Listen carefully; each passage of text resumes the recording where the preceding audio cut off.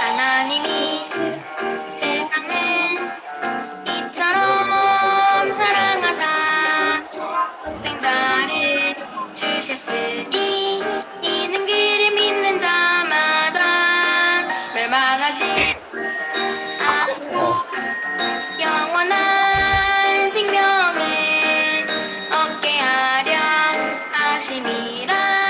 영생을 얻게 함이라. 날 사랑하사 날 사랑하 사랑 성경에 써있네. 널 사랑하셔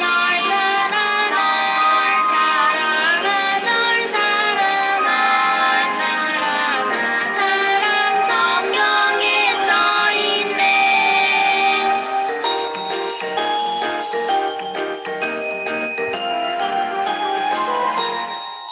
하나님이 세상을 이처럼 사랑하사 독생자를 주셨으니 이는 그를 믿는 자마다 멸망하지 않고 영원한 생명을 얻게 하려 하심이라.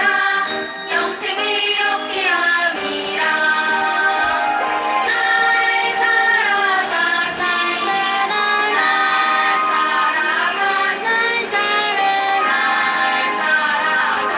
사랑 성경에 써있네. 널 사랑하셔 사랑 성경에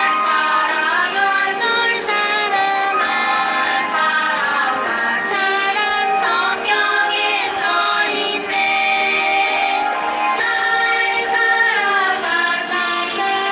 사랑하사 사랑 성경에 써있네.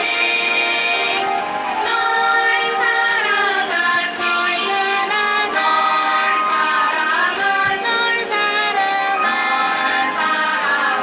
사랑 성경에 써있네. 널 사랑하신 성경에 써있네. 성경에 써있네. 성경에 써있네.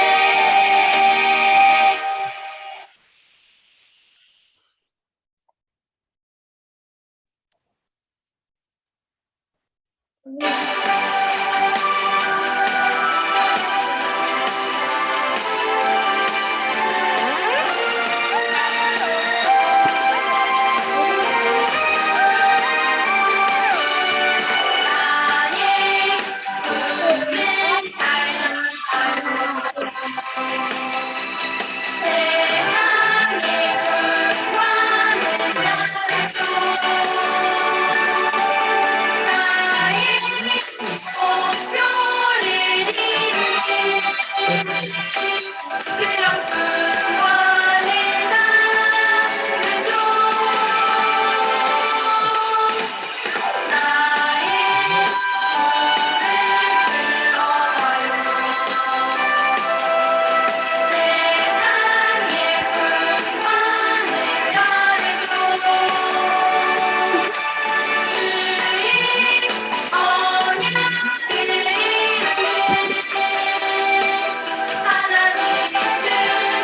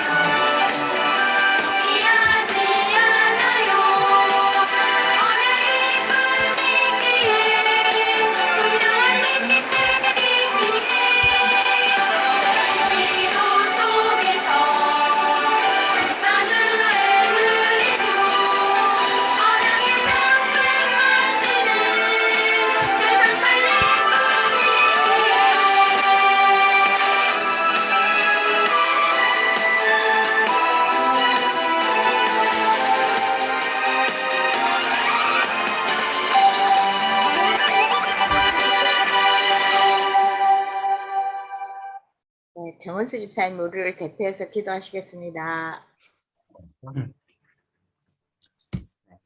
하나님, 오늘도 태영아부 예배 드릴 수 있게 해주셔서 감사합니다. 예배를 통해 기도 제목을 잡고 복음 체질에 다가가는 저희 태영아부 되게 해주십시오. 가정과 현장에 역사하는 흑암의 세력 지금 이 순간 결박받고 떠나게 하여 주시고 하나님 나라가 임하게 하여 주시옵소서. 아픈 가족 깨끗이 치유받게 하시고 상처받은 마음 있으면 어루만져 주시옵소서. 말씀 전하시는 사모님에게 모력을 더하여 주시옵소서. 주 예수 그리스도 이름으로 기도드렸습니다. 아멘. 우리 여호수아서 3장 볼게요.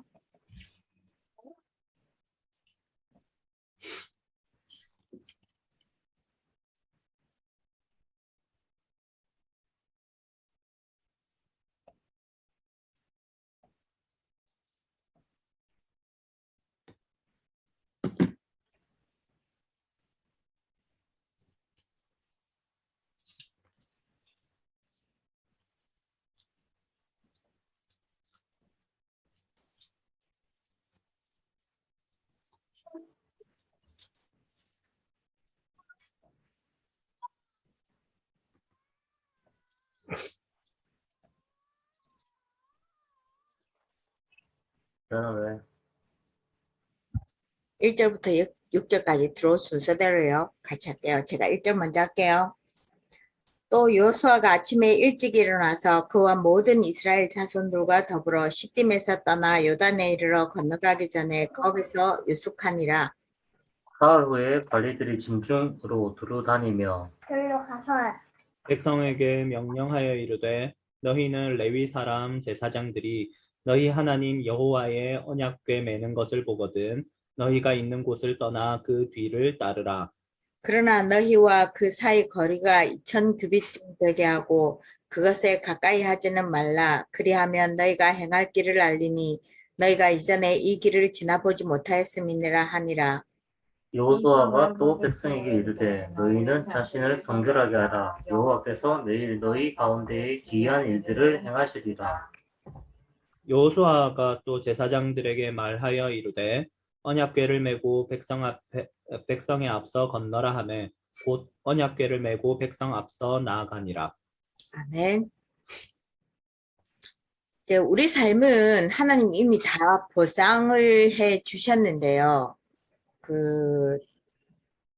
우리 삶의 자리에서 사단이 역사하는 활동 잘 볼 수 있어야 되는 거예요.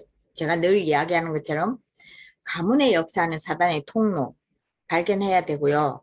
우리가 있는 삶의 자리에 사단의 통로를 이렇게 조금 뭐 이상하게 체험적으로가 아니고 사실적인 정보를 파악하는 것이 중요하다는 거죠. 그 정보가 중요한 자리에서 믿음을 둬야 되는 거죠. 믿음 있다고 해서 사단의 활동을 놓쳐버리면 사단은 계속 활동하게 돼 있기 때문에 그 사단의 정보 파악을 잘 하시고 거기에 우리 생각이 머물러 있으면 그 파악을 하는 게 의미가 없어요. 하나님이 하실 수 있다는 믿음을 가져야 그 정보 파악하는 것에 사단의 통로가 차단되어지는 그 영적 싸움을 우리가 할 수 있거든요. 그래서 우리에게 요단은 있을 수 있습니다. 그게 무엇이 됐든 조금 우리가 할 수 없다는, 그러니까 사람들이 봐도 할 수 없고 내가 봐도 할 수 없고 누가 봐도 할 수 없다는 그 무엇이 우리 개인에게 있을 수 있고 우리 가정에 있을 수 있다는 거죠. 근데 이걸 건널 수 있게 하시는 분도 하나님이시죠. 그래서 하나님은 요단을 건너게 하실 수 있습니다. 그 증거들이 이제 출애굽기 요수아를 배경으로 보면 이스라엘 백성들이 출애굽하게 하신 것도 하나님이시고 홍해를 건너게, 요단도 비슷하게 건너지만 홍해도 하나님이, 이제 홍해 같은 경우는 모세가 하나님의 말씀을 듣고 계속 우리가 볼 때는 그냥 한순간에 그냥 딱 갈라져서 기둥처럼 세워진 것이 아니고 밤새도록 모세가 그 홍해를 지팡이로 이렇게 하는 과정이 나와요. 근데 요단은 또 조금 다르게 언약궤를 맨 제사장들이 믿고 들어가면서 발목에 물이 찰 때까지 아무런 일도 안 일어나요. 분명 하나님은 하시겠다 하셨는데 언약궤를 맨 제사장들이 하나님 말씀대로 들어갔는데 우리 생각에는 첫발 딱 디딜 때 이게 쭉 갈라져서 기둥이 올라와야 되잖아요. 근데 그렇지가 않고 언약궤를 메고 제사장이 들어가는데 발목이 올 때까지면 한 몇 걸음을 가야 되는 거죠. 그때까지 요단에 아무런 일이 일어나지 않아요. 우리도 마찬가지죠. 언약 붙잡고 우리가 가는 걸음에 하나님 지금 바로 딱 역사해 주시면 좋겠는데 우리가 믿음을 잡고 가는 그 걸음에 발 디딜 때 하나님 역사하신다는 거죠. 하나님께서 하실 수 있는 이유는 창조주 하나님이시기 때문에 그렇습니다. 홍수라는 사건도 홍수 때문에 사람이 죽고 홍수 때문에 구원도 받아요. 그렇죠? 그 홍수에서 하나님이 구원해 주시고 하나님이 우주 만물을 다 다스리는 분이시기 때문에 하실 수 있습니다. 근데 그 시간표가 우리가 생각한 거하고 조금 다를 수는 있어요. 그렇죠? 지금도 요단을 건너게 할 수 있냐? 하나님 살아계시기 때문에 그렇습니다. 하나님의 언약을 잡기만 하면 가능한 거죠. 언약이 늘 이야기하지만 복잡하지 않고 예수님이 그리스도라는 것이 언약이고요. 예수 그리스도가 모든 문제 해결자 되신다는 것이 언약이고 237 복음화가 언약이고 하나님 반드시 렘넌트를 남긴다는 것이 언약입니다. 이것 붙잡고 우리가 있으면 우리 앞에 요단이 있다면 하나님께서 그 요단도 가르실 것입니다. 그죠? 그게 이 언약이 우리가 분명하면 하나님 절대 언약을 믿는 믿음이 분명하고 그것을 따라가는 삶이 되어진다면 우리 삶이 조금 모양새는 다르고 우리에게 무슨 일이 있더라도 이 언약을 성취시켜 나가시죠. 우리를 통해서. 우리 후대를 통해서.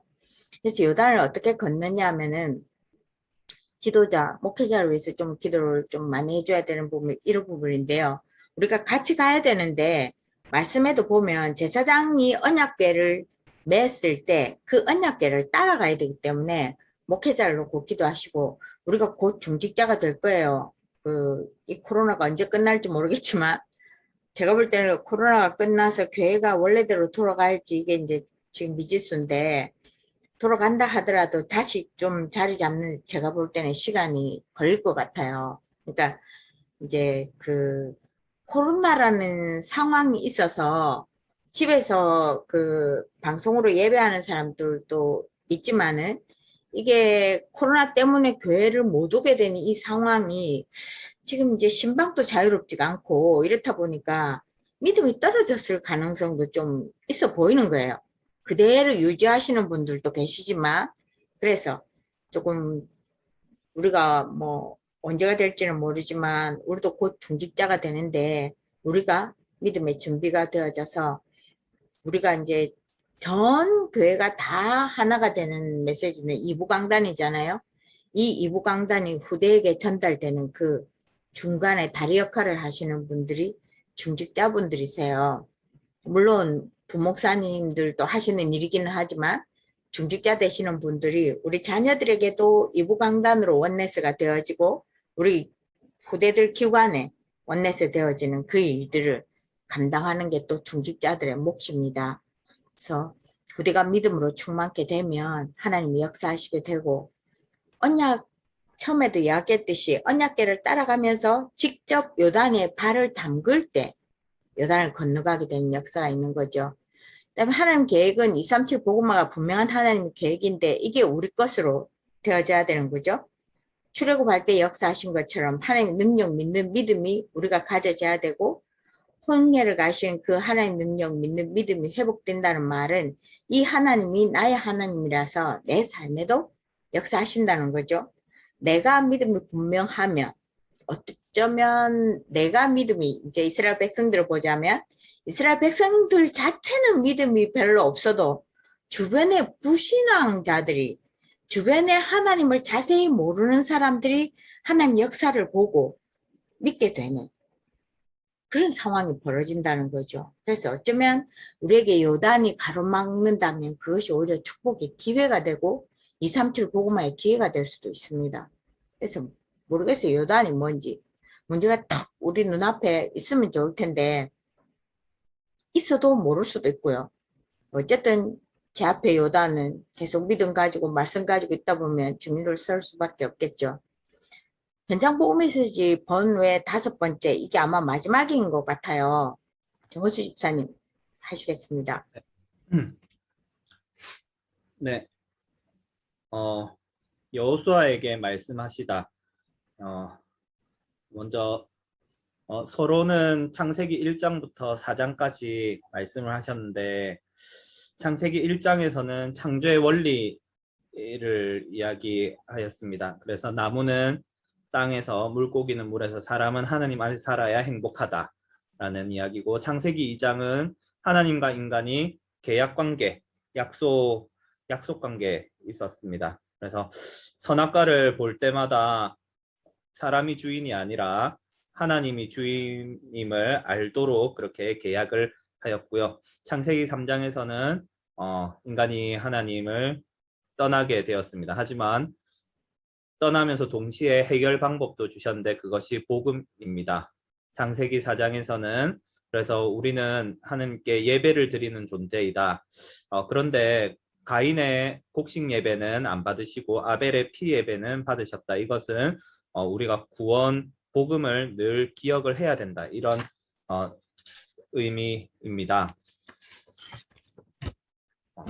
그래서 본론은 먼저 1번 여호수아인데 가나안을 정복하라. 요거는 이제 우리에게는 현장을 복음화하라. 이제 이런 뜻으로 받아들일 수 있는데 먼저 첫 번째 가나안 땅에 메시아가 오실 땅입니다. 이거는 이제 현재는 메시아가 지금 임하지 않은 상태. 그러니까 현장에 보면 그리스도가 없는 현장이 많습니다. 그래서 그리스도가 임해야 모두가 살 수 있는 것입니다.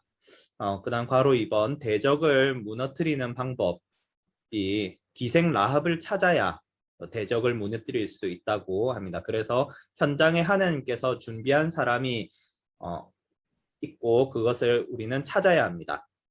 괄호 3번 가나안 정복 갈렙처럼 우리가 항상 준비가 되어 있어야 되겠습니다.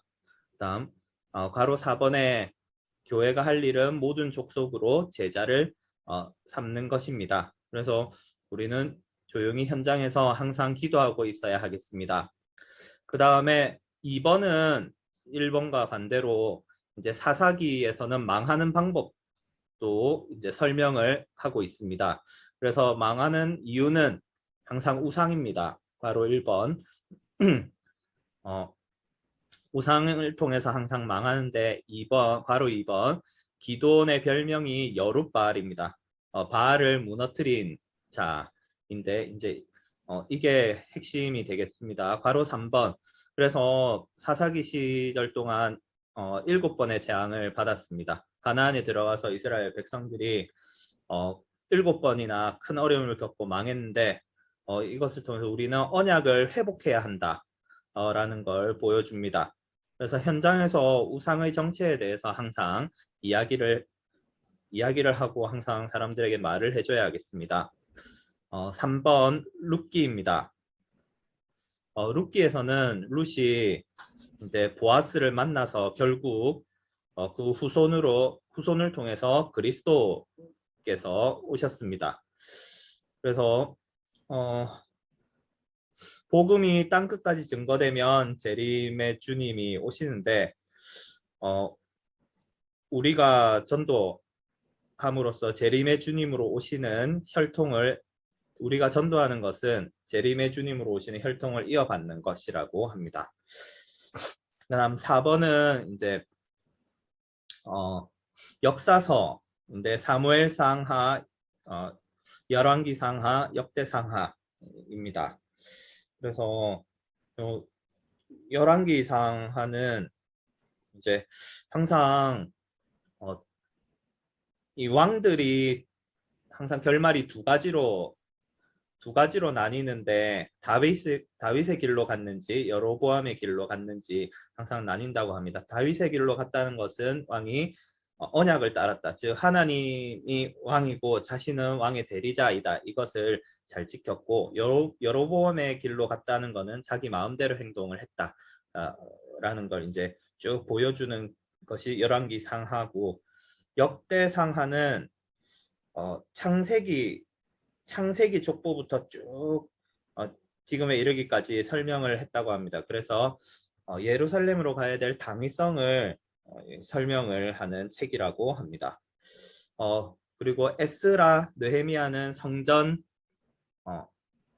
성전을 재건하는 그런 메시지, 그리고 에스더는 전 세계에 이스라엘의 영광을 나타내는 그런 내용이 들어 있습니다. 그 다음에 5번 시가서입니다. 시가서는 체험서라고도 할 수 있습니다. 그래서 시가서에는 먼저 욥기가 있는데 영적인 존재를 설명을 하고 있습니다. 그 다음 바로 이번 시편에서는 하나님을 찬양을 하고, 바로 3번 잠언에서는 하나님을 경외하는 것이 지식의 근본, 그리고 하나님을 의지하는 것이 지식의 근본이다 라는 내용이 들어 있습니다. 4번 전도서도 잠언과 거의 마찬가지로 결국은 모든 것이 헛되는데 하나님을 아는 지식만이 가장 참되다, 이런 내용입니다. 바로 5번의 아가서는 이제 술람이 여인을 통해 하나님께서 우리를 얼마나 사랑하시는지 설명하고 있는 책입니다. 그 다음 6번의 선지서인데, 선지서는 5권의 대선지서와 12권의 소선지서가 있다고 합니다. 그래서 이 선지서를 통해서 이스라엘이 가장 어려울 때 메시아가 오신다는 소망을 얘기해서 절대로 우리는 망할 수 없는 하나님의 사람이라는 것을 일깨워 주는 그런 의미가 있다고 합니다. 가로 1번 이사야는 이제 그루터기가 남아 있다. 그래서 후대를 살리면 이제 나라가 산다. 그 다음에 바로 이번 예레미야에서는 하나님께 부르짖으면 부어주겠다, 이렇게 말씀하셨고, 바로 3번 예레미야 애가에서는 복음을 말하면 사는데 말해주는 사람이 너무 없다.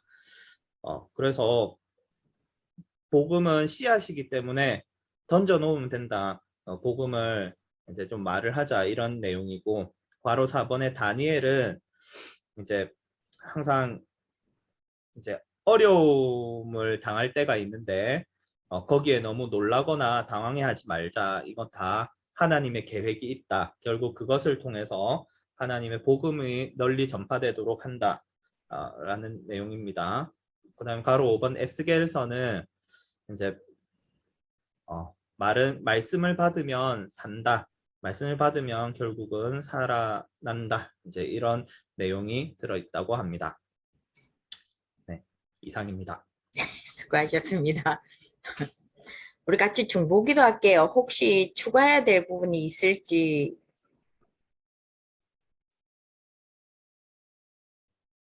아니면 이대로 그냥 기도할까요?